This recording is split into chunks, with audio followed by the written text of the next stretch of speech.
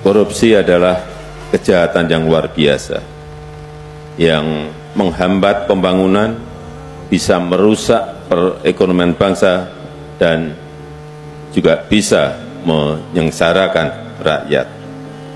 Kita tahu di negara kita, periode 2024 sampai 2022, sudah banyak sekali dan menurut saya terlalu banyak pejabat-pejabat kita yang sudah ditangkap dan dipenjarakan. Tidak ada negara lain yang menangkap dan memenjarakan pejabatnya sebanyak di negara kita Indonesia. Jadi jangan ditepuk tangani. Catatan saya, 2004 sampai 2022 yang dipenjarakan karena tindak pidana korupsi. Ada 344 pimpinan dan anggota DPR dan DPRD, 344, termasuk ketua DPR dan juga ketua DPRD. Ada 38 menteri dan kepala lembaga, ada 24 gubernur dan 162 bupati dan wali kota. Ada 31 hakim, termasuk hakim konstitusi. Ada 8 komisioner.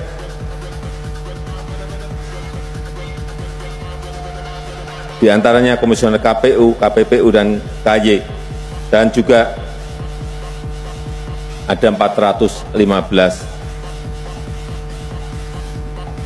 dari swasta dan 363 dari birokrat. Terlalu banyak.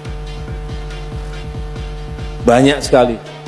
Sekali lagi, carikan negara lain yang memenjarakan pejabatnya sebanyak di Indonesia.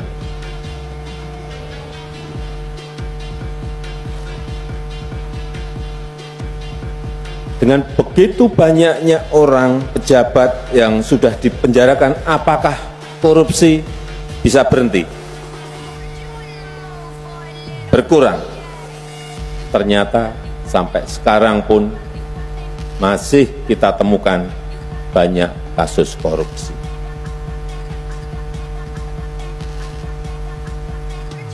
Artinya ini kita perlu mengevaluasi total.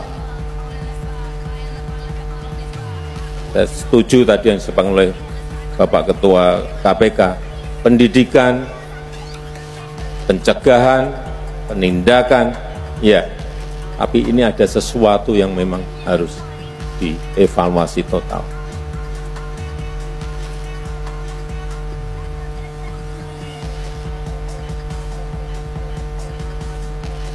Kembali lagi, apakah korupsi berhenti? Apakah hukuman penjara membuat jera? Ternyata tidak.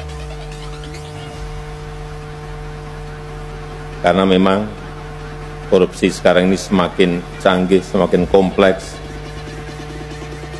bahkan lintas negara dan multi yurisdiksi, serta menggunakan teknologi mutakhir.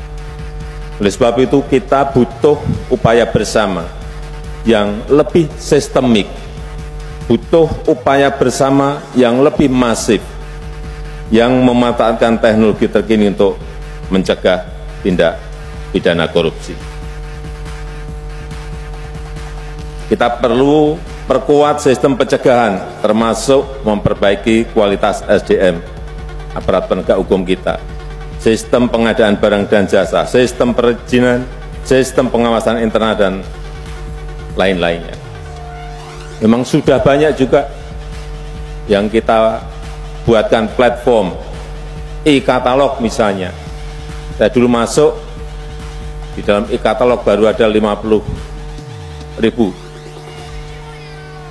barang yang dimasukkan. Sekarang, saya tadi pagi minta laporan dari Kepala LKPP, sudah 7,5 juta barang yang masuk ke e-katalog. Ini lompatannya sangat cepat sekali.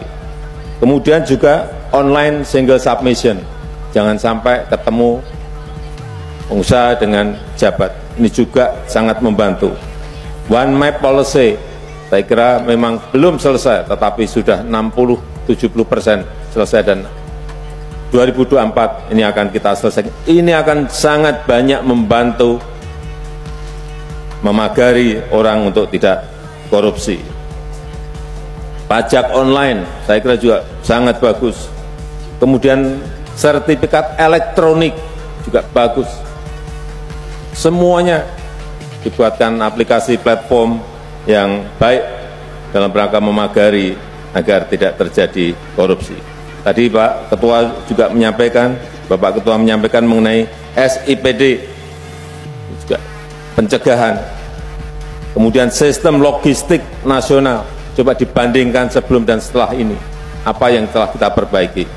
Simbara untuk batu bara dan kemudian nanti akan masuk ke nikel, boksit, ke tembaga, saya kira ini akan juga kita bisa mengontrol berapa banyak sebetulnya sumber daya alam kita yang sudah dieksploitasi, kemudian diekspor dan lain-lainnya. Yang terakhir mengenai penguatan regulasi di level undang-undang, ini juga diperlukan. Apa? Menurut saya, undang-undang perampasan aset tindak pidana ini penting segera diselesaikan.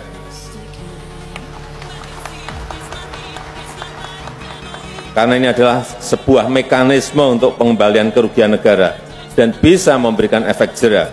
Dan saya harap pemerintah DPR dapat segera membahas dan menyelesaikan undang-undang perampasan aset tindak pidana ini. Kemudian juga undang-undang pembatasan transaksi uang kartal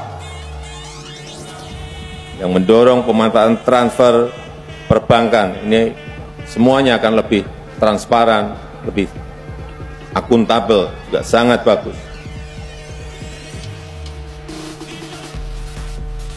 Dan dalam peringatan Hari Anti Korupsi Sedunia ini, saya mengajak kita semuanya, mari kita bersama-sama mencegah tindak pidana korupsi dan bisa memberikan efek jera kepada para pejabat yang melakukan korupsi. Saya rasa itu yang ingin saya sampaikan dalam kesempatan yang baik ini. Terima kasih. Wassalamualaikum warahmatullahi wabarakatuh. Waalaikumsalam warahmatullahi wabarakatuh. Selanjutnya, mohon berkenan prosesi pemukulan gendang tekno. Mohon berkenan untuk mendampingi Seskap, Mendagri, Menpan RB, KSP, Ketua KPK, Panglima TNI, Kapolri, Jaksa Agung, Penjabat Gubernur DKI Jakarta.